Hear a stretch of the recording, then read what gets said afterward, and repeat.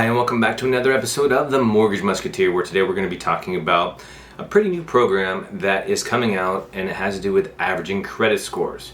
So first of all, we have to talk about how credit scores are looked at in underwriting. So traditionally what happens is you get something called a tri-merge report, which pulls your Experian, your TransUnion, and your Equifax.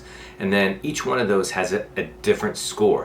And what we do is we take the middle score. So if it was a 700, a 690, and a 680, it'd be looking at a 690. That is your mid score. Now, if you had two borrowers and you had one at an 850, an 840, and an 820, and another one at a 700, a 690, and a 680, it's the lowest mid score of the two of you, which would be a 690. So even though you've got an 800 credit score, it doesn't matter. And I've talked about this in the past, where buying a house is not like buying a car. All right, you don't add somebody on with a great credit score to nullify your low score. It doesn't work like that. But with this change, and it is effective September 18th of 2021, with this change, they're going to actually average the scores. Now what this is going to do is actually produce two different scores. And what will end up happening is if you had, a 700, a 690, and a 680, and then you had an 800, 790, and a 780, it's actually going to take the mid scores and average them.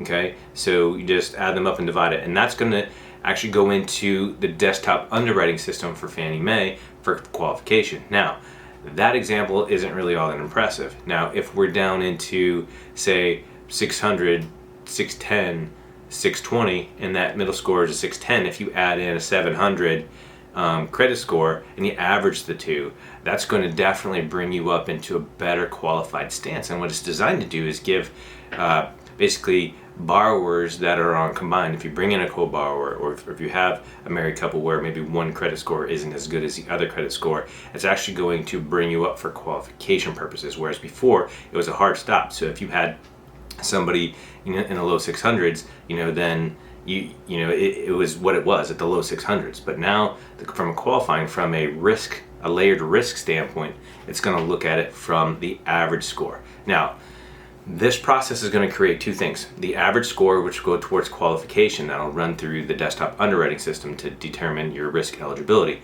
But the other aspect of this is you're going to have a representative score, and that representative score is still going to be that mid score, and what that lowest mid score of the two of you. And what that means is, if you've got a 610 mid score and then it's averaged up because somebody else has a much higher credit score, so loan pricing, which means your interest rate, is still going to be based upon that lower credit score. So will mortgage insurance and a couple other factors. Okay, so it's not, hey, I've got a great credit score added to my loan, therefore everything's going to be great. No, you need to walk into this understanding that there are going to be some lower credit scores and some higher interest rates, right? Interest rates, there's a lot that go into them, but one of the big things has to do with your credit score. So don't think that they're going to use your average to get your interest rate. They're going to go off of the lowest mid score of the two of you. All right, same thing with mortgage insurance. Mortgage insurance is also impacted by many things, but one of them is credit. That credit score, that lower credit score, is also going to potentially impact your mortgage insurance. So keep all of these things in mind.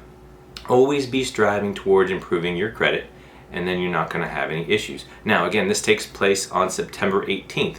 I'm sure there are going to be a lot of different things that go into it, but on the weekend of that September 18th, Fannie Mae is going to update the desktop underwriting system, and that's when we're going to actually begin to see the power of averaging. Now, how do the lenders react to this, and what are they going to do with pricing? Because right now a lot of the pricing engines won't even go below 620, below 600, especially down in the 580 range. A lot of them just won't do it. The question is going to be, how is it going to look? And we're gonna find out, and I'll probably do another video to update and explain how this is going to work. But overall, this is actually really good news for buyers, because it's going to eliminate that layered risk of a very low buyer and help more people get qualified for a loan. All right, I hope this was helpful. Keep your ears peeled for updates, and until next time, it's all for one and one for all.